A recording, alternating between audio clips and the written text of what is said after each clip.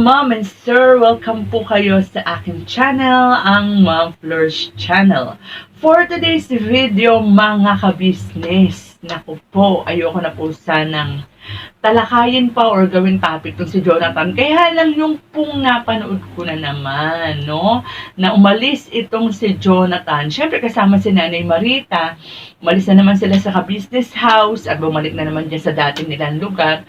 Parang parang nakakairita. Parang gusto ko pong ibigay yung opinion ko, yung aking saloobin tungkol dito kay Jonathan. So, tinanong siya ng mga kagwangs kung bakit, ano bang inaayaw mo, kinaka-business. Samantalang doon nakakakain kayo ng tama o masarap. Ano bang kinakaayaw ninyo? Nakakaligo kayo. Alam niyo po ba, ang sagot ni Jonathan is, ayaw daw nila kinaka-business kasi malungkot daw. Umiiyak pa nga raw si Nanay Marita. At kung siya daw tatanungin, ayaw niya dahil nalulungkot nga raw siya. So, mas gusto talaga nila sa kalsada. And nagsalita pa nga si Jonathan, nung tinanong nga, o muling inulit ni Intoy, yung tanong na, ano pa pang hahanapin nila sa bahay nila, Kuya? Sabi ni Intoy. Ang mga sagot alam niyo po ba ang sagot ni Jonathan is, aanhin mo ang pagkain na masarap kung hindi ka masaya.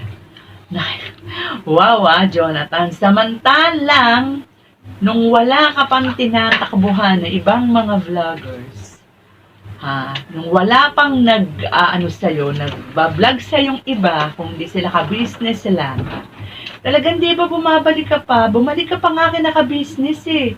Kaya nga lang, kumbaga, mayroong pagkakataon na gusto kang disiplinahin ka-business. Kaya nga lang na parang nabulilyaso yung gagawing pagdidisiplina sa iyo ni ka-business. Sana kasi iba na nga yung ginagawin mo eh. Kaya lang may mga nakialam. 'Di ba? Alam mo, ikaw malakas ang loob. Ako sa tingin ko lang po to sa tingin ko lang po to mga ka-business. Ayan si Jonathan, malakas ang loob na mag-aalis. Palibasa, merong siyang natatakbuhan, may kumakandili sa kanya. O sabihin natin hindi man pinatutuloy ng matagalan na hindi katulad nung sa business house, meron magbibigay sa kanya, makakaraos sila. 'Di ba? Hindi naman, kahit naman nagsalita na si ka-business na itong si Jonathan ay content niya na siya yung may karapatan na vlog kay Jonathan, meron pa rin mga meron pa rin hindi makatiis. Talagang kahit nasabihin natin na kahit na ang katuwiran nila si Jonathan ang lumalapit, kung ikaw may delikadesa ka, hindi mo na iba-vlog yan. Tignan mo tuloy ang nangyayari. Ako sa tingin ko, lalo nagkakawindang-windang na tuloy, nadidiskaril ang balak ni ka-business. Maganda ang balak ni ka-business dyan. Diba? Kasi sa ka-business, hindi naman yan yung basta biglaan lang na bigay. Madaling magbigay ng pagkain, madaling magbigay ng panandali ang tulong. Pero ang ka-business po ay, kumbaga sa long term yan. Nakita niyo po ba ang mga kagwangs bago niya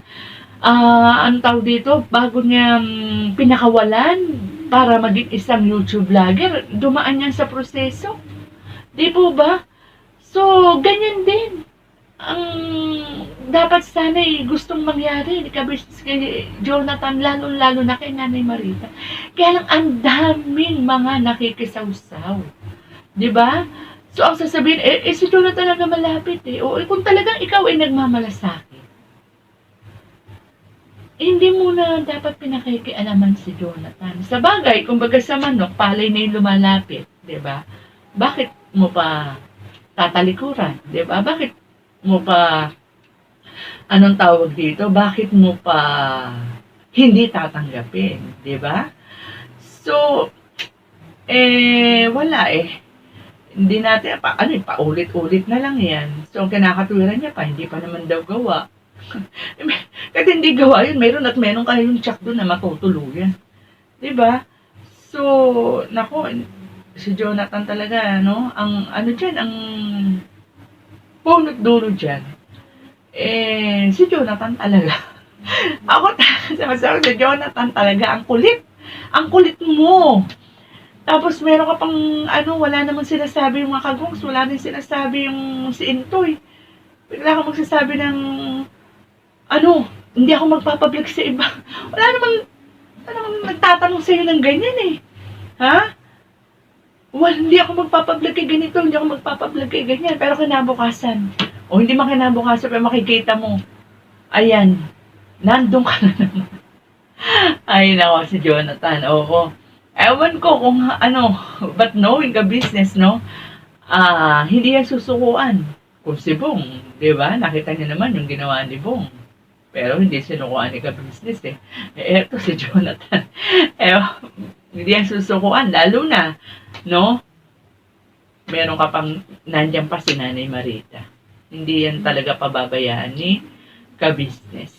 Kaya, ewan ko, tuloy sinasabi ng mga, ng mga viewers, nakaka-irita na, nakakainis na.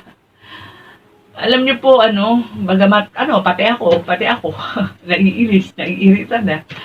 Pero, ang isip natin, tulad ng sinabi ko noon kay Bong, nung patuloy at hindi sila sinusukaan ni ka-business si Bong, ang isip natin, ang puso natin, ay iba kaysa sa puso at isip ni Sir ka-business, no?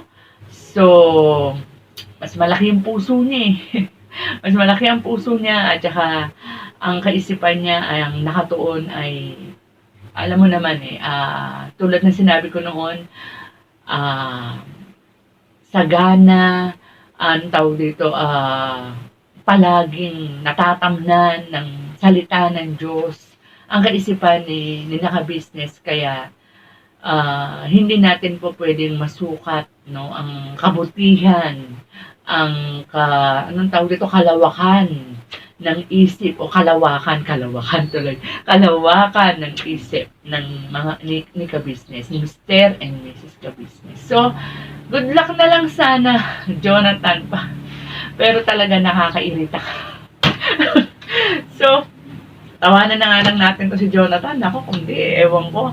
So, with that, mga ka-business, hanggang dito na lang po muna ang ating kwentuhan. Huwag po natin kalimutan suportahan ka-business official, Papa Dins TV, ka-business family na ang nagbablog po ay si Boss Dave. Very promising si Boss Dave. Download po kayo.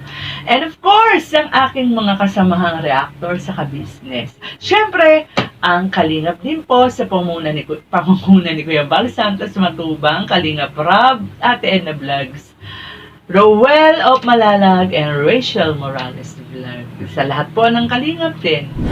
So, bye-bye po. Ingat po tayong lahat.